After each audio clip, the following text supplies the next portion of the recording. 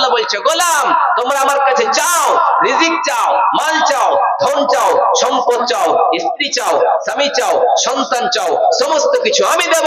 তোমরা কারো কাছে যেও না, মাজারে যেও না, যে কোনো জায়গায় যেও না, আমি আল্লাহর কাছে ডাইরেক্ট সম্পর্ক করো, আমি আল্লাহ তোমাদের কথাগুলি শুনে নেব। তাই তো রব্বুল আলামিন বলে, দুনিয়ার মানুষেরা রে, আমি আল্লাহ যাকে চাই ছেলে দিই, শুধুমাত্র ছেলেই দিই, মেয়ে দেই না একটাও।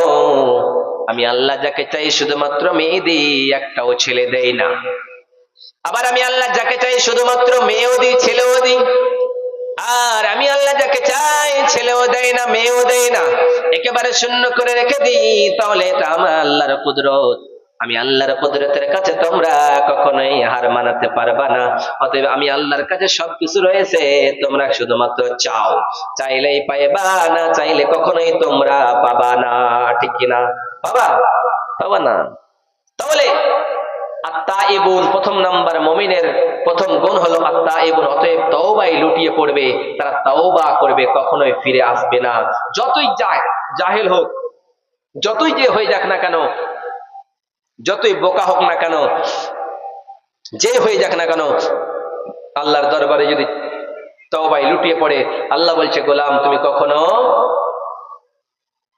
নিরাশ হয়ে যেও না, হতদবস্ত হয়ে যেও না, লা তাইআসু, তোমরা আমার রহমত থেকে নিরাশ হয়ে যেও না। তাই তো রব্বুল আলামিন ডাকে দিয়ে বলে, কুল ইয়া ইবাদিয়াল্লাযীনা আসরাফু আনফুসাহুম।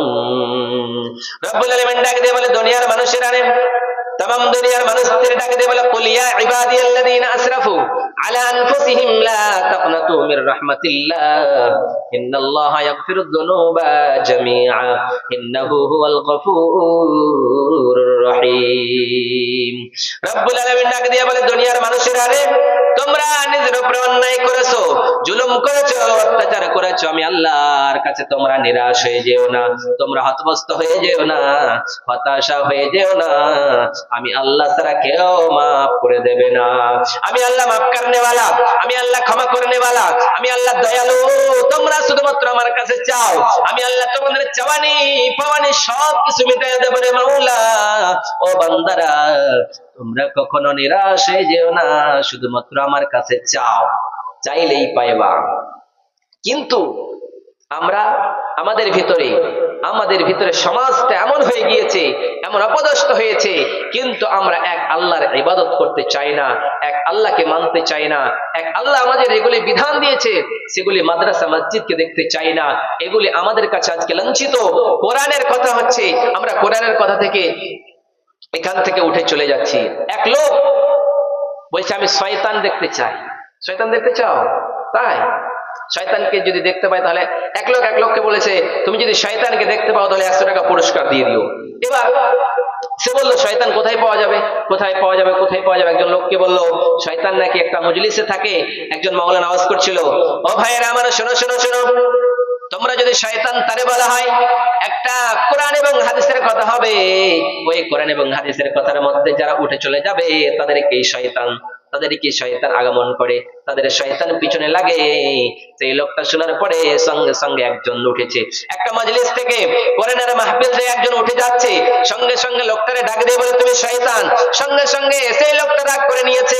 এবার তারে বলে, ভাই কেমনে বললা শয়তান? সে বুঝতে পারলো, হাই রে, এই কোরআনের মাহফিল থেকে কখনো উঠে যেতে হয় না। অতএব কোরআনের আলোচনা যতক্ষণ চলবে, আমরা কখনোই উঠে চলে যেতে চাই না। ঠিক না? যাই ভাই, যাবেন আপনারা? কখনোই যাবেন না। কারণ আজকে তো শোনার দিন ভাই, কালকে শুনতে পাবেন, পরশু পাবেন, চলে যাবে। যে কটা জিনিস শুনছেন আপনি ভালো করে মনোযোগ সহকারে শুনুন, তাহলে প্রকৃতভাবে ইমানদার হতে পারবেন। নচেত কখনো আপনি মুমিন হয়ে যেতে পারেন না, মুসলমান হয়ে যেতে পারেন না, দিনদার হয়ে যেতে পারেন না।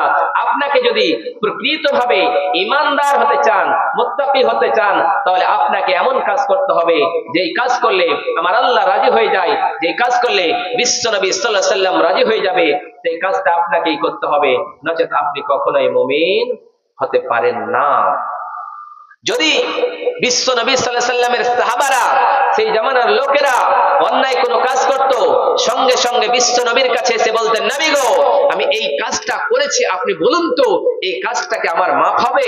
এই কাজটা তো করেছি, এই কাজটার কারণে আল্লাহ কি আমাকে সাজা দেবে? আল্লাহর নবী সাল্লাল্লাহু আলাইহি সাল্লাম সঙ্গে সঙ্গে বলতেন, আমার সাহাবা, তুমি কি করেছো বলো, আমি আল্লাহর দরবারে বলবো, আল্লাহ আপনাকেও মাফ করে দেবে। তাহলে ভাই বন্ধুরা, আপনারা এখানে অনেক কেউ রয়েছেন, কিন্তু আল্লাহর নবী সাল্লাল্লাহু আলাইহি সাল্লামের কাছে একজন যুবক এসে বলছেন, নবী গো, আমি এমন একটা পাপ করেছি, জুলুম করেছি, সেটা মনে হয় মাফ হয়ে যাবে না। বিশ্ব নবী সাল্লাল্লাহু আলাইহি সাল্লামের জামানায় একজন যুবক ছেলে একটা অন্যায় কাজ করলো। এই অন্যায়টা ছোট মোটো নয়, যেমন তেমন ছোট মোটো অন্যায় নয়। বিশ্ব নবীর জামানায় একজন লোক কাপড় চুরি করত, কাপড় চুরি করে করে বিক্রি করে ঘর সংসার করত, কাজ করত, সমস্ত এই কাজগুলি করত। তার কাজই ছিল কাপড় চুরি করা। একদিন কাপড় চুরি করতে গিয়েছে, গ্রামের একটা সুন্দর রমণী মৃত্যুবরণ করেছে। যেমনি মৃত্যুবরণ করেছে, সঙ্গে সঙ্গে জানাজার নামাজ পড়ানোর পরে সঙ্গে সঙ্গে সবাই যখন বাড়ি চলে এসেছে, এবার সবাই ঘুমিয়েছে, রাত্রি হয়েছে। ঘুমানোর পরে রাত্রি হয়েছে, এবার সেই যুবকের ইয়ং যুবকটার মনের ভিতরে ধারণা, হায় রে, এই মেয়েটার আজকে কাপড়টা চুরি করে বিক্রি করতে হবে বাজারে, তাই তো? ওই মেয়েটার কাপড় চুরি করতে শুরু করলো। এবার কবরটা খনন করতে শুরু করলো। কবরটা খনন করানোর পরে কাপড় চুরি করবে। এবার কবর চুরি করানোর পরে সেই কবরে পা রেখেছে, সঙ্গে সঙ্গে শয়তান তারে শয়তান ধোঁকা দিতে শুরু করলো। এরে যুবক, বল বল বল, তুই দুনিয়ার জমিনে যখন, এই মহিলাটা দুনিয়ার জমিনে বেঁচেছিল, সুন্দর রমণী, এই মদিনার ভিতরে সব থেকে সুন্দর রমণী মহিলা, এই মেয়েটাকে পাওয়ার জন্য কতই না যুবকেরা লাইন লাগিয়েছিল। অতএব দুনিয়ার জমিনে কাজ করতে পাও নাই, একে দেখতে পাও নাই, আজকে তুমি সুযোগ পেয়েছো। আজকে কবরের ভেতরে কেউ জানে না, গভীর রাত্রিতে অন্যায় কাজ করলে কেউ জানতে পারবে না। অতএব সেই লোকটা সেই অন্যায়কৃত কাজে লিপ্ত হয়েছে। এবার কাফন চুরি করবে, অন্যায় কাজ করলো। তারপরে এরকম করানোর পরে আওয়াজ আসলো, হায় ইত্তাকুল্লাহ, আল্লাহ বলে ভয় কর, আল্লাহ বলে ভয় কর। ওই কাফন চোর, ওই যুবকটার অন্তরে সঙ্গে সঙ্গে আল্লাহর ভয় চলে এসেছে। সেই লোকটা বাড়ি আসলো। বাড়ি আসানোর পরে এবার তওবায় লুটিয়ে পড়লো। এবারে ডাক দিয়ে বলে, হায় রে, কেমনে আমার গুনাহগুলো মাফ হবে? বিশ্ব নবীর দরবারে গেলেন, ওমরের দরবারে গেলেন, আলীর দরবারে গেলেন, আবু বকরের দরবারে গেলেন, সবাই ফিরিয়ে দিল।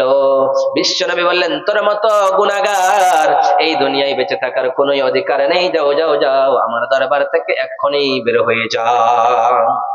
কারণ তুমি তো এক পাপ করেছো, তুই তো চুরি করিস, তার মধ্যে তুই জিনা করিস, অন্যায় কাজ করলি। সেই লোকটা অন্যায় কাজ করার কারণে বিশ্বনবী তারে তাড়িয়ে দিল।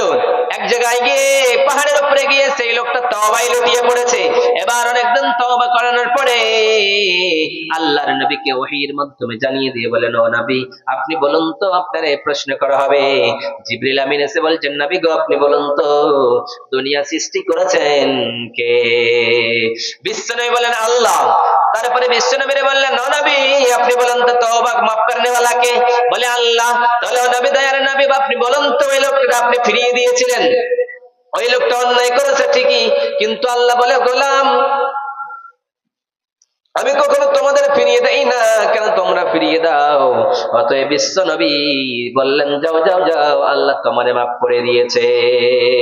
যেমন করে মুরগিগুলো আপনি দেখেছেন, তার বাচ্চাগুলিকে একটা যদি বাইরে চলে যায়, তাহলে আবার ডেকে নিয়ে আসে।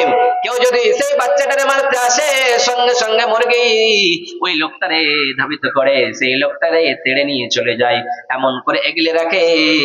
আল্লাহ বলে, গোলাম, আমার বান্দা যদি ছিটকে যায়, আমার বান্দা যদি পাপ করে, আমি ডাকার জন্য, আমি আমার রাস্তায় ডাকার জন্য তারে বারবার বারবার বলতে থাকি, গোলাম, তুমি কি অন্যায় করলা, পাপ করলা, সঙ্গে সঙ্গে ফিরে আসো। তাহলে মুমিনের প্রথম গুণ তাইবুন, মুমিনেরা তওবা করে। মুমিনের দ্বিতীয় গুণ আল আবিদুন, মুমিনেরা ইবাদত করে শুধুমাত্র কার? এক আল্লাহর ইবাদত করে। এক আল্লাহ ছাড়া কারোর ইবাদত কখনোই করতে চাই না, একমাত্র আল্লাহর কাছেই নত হতে চাই, একমাত্র আল্লাহর কাছে তওবায় লুটিয়ে পড়তে চাই। এক আল্লাহ ছাড়া কারো কাছে কখনোই মুমিন নত হয় না। একমাত্র আল্লাহর কাছে ইবাদত করতে চায়, আল্লাহর ইবাদত ছাড়া তারা কখনোই কারো ইবাদত করে না। তাই তো মুমিনের দ্বিতীয় গুণ আল আবিদুন, ইবাদত শুধুমাত্র এক আল্লাহর জন্য। তাই তো রব্বুল আলামিন বলেন, ওয়ামা খালাকতুল জিন্না ওয়াল ইনসা ইল্লা লিয়াবুদুন। রব্বুল আলামিন বলে, দুনিয়ার মানুষেরা, আমি জিন এবং ইনসানকে শুধুমাত্র সৃষ্টি করেছি একটাই কারণে, তারা শুধুমাত্র এক আল্লাহর ইবাদত করবে। আমি আল্লাহ ছাড়া কারো ইবাদত করবে না, আমি আল্লাহ ছাড়া কারো কাছে নত করবে না, মাথা নত করবে না, শুধুমাত্র আমি আল্লাহর ইবাদতে লুটিয়ে পড়বে। ওই জন্যই আমি আল্লাহ তাদেরকে সৃষ্টি করলাম। তাদের অন্তরে আল্লাহর ঈমান থাকবে, একমাত্র ঈমান ছেড়ে দিতে পারে না, মাজারে গিয়ে সিজদায় লুটিয়ে পড়তে পারে না। ঈমান থাকবে অন্তরে, অন্তরে ঈমান যার থাকবে সে কখনো অন্যায় কাজে যেতে পারে না। যে ঈমান প্রিয়জনে জ্বলে ওঠে না, যে ঈমান সত্য ন্যায়ের কথা বলে না, যে ঈমান প্রিয়জনে জ্বলে ওঠে না, যে ঈমান সত্য ন্যায়ের কথা বলে না, যে ঈমান বাস্তবে নাই, যে ঈমান অন্তরে নাই, মুখে শুধু ফাঁকা বলি, কি করে তারে বলো ঈমান বলি, কি করে তারে বলো ঈমান বলি। যে ঈমান দিন কায়েমের আন্দোলনের ধার ধারে না, যে ঈমান লেবাসধারী কোরআন হাদিস তাও পড়ে না, যে ঈমান দিন কায়েমের আন্দোলনের ধার ধারে না, যে ঈমান কোরআন হাদিস তাও পড়ে না, যে ঈমান খাজার নামে মাজার করে ফুলুস কামাই, যে ঈমান শিরকিয়াতে আমল করে ভীতু না হয়, যে ঈমান বাস্তবে নাই, যে ঈমান অন্তরে নাই, মুখে শুধু ফাঁকা বলি, কি করে তারে বলো ঈমান বলি, কি করে তারে বলো ঈমান বলি। যার ঈমান থাকবে অন্তরে আল্লাহর